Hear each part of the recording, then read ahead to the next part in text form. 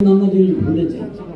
তো এখন এটা সিনেমার ব্যাপারেও একটু ভুলে গিয়েছিলাম, এই জন্য আমার আসতে লেট হয়েছে, এই জন্য সরি। তো সঞ্জয় বাবু যে ছবিটা বানালো ইনসাফ, তো টোটাল ছবিটা আমি এই লাইনে দেখিনি। আমরা যেটাকে বলি রিল, এখন কিন্তু তার রিল নাই, ফুটেজ। তো রিল বলতে বোঝাচ্ছে ছবি 1000 ফিটের একটা করে রিল হতো, 1000 ফিটের একটা আমি দেখলাম ছবিটার অ্যাক্টিভিটি দেখে তো আমি মুগ্ধ হয়ে গেলাম, এর থেকে ভালো এই ছবিটা আমার রিল হতে পারে না। আমি বললাম এই সুন্দর বাবু আমাকে সেকেন্ডটা লাগবে, আমি একটু দেখি।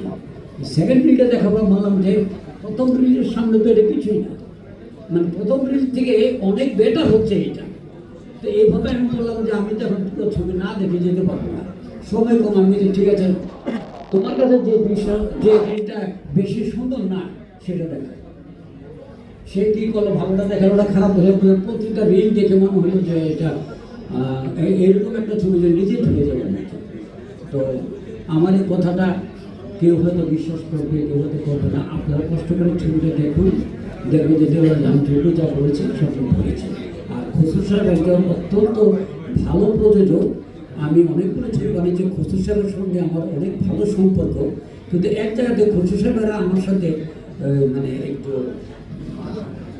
মনোমালিন্যের মতো মানে আমি পরিচালক প্রযোজক, আমি 26টা ছবি বানিয়েছি।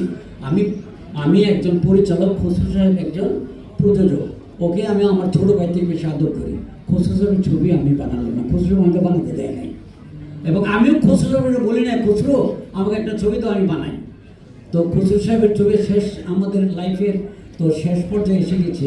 এখন আর চলচ্চিত্র একটি চলচ্চিত্র নির্মাণ করেছিলাম, অপারেশন জ্যাকপট, 20 কোটি টাকার উপরে বাজেট। তো ওই ছবিটা শেষ হয়েছে, আপনারা ছবিটা দেখবেন।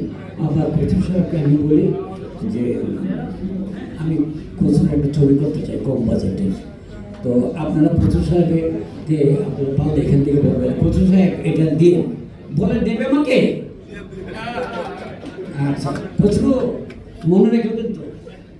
আচ্ছা ঠিক আছে ভাই, আপনারা ভালো থাকেন, সুস্থ থাকেন এবং খসরু সাহেবের ছবিটা দেখবেন, প্লিজ দেখবেন।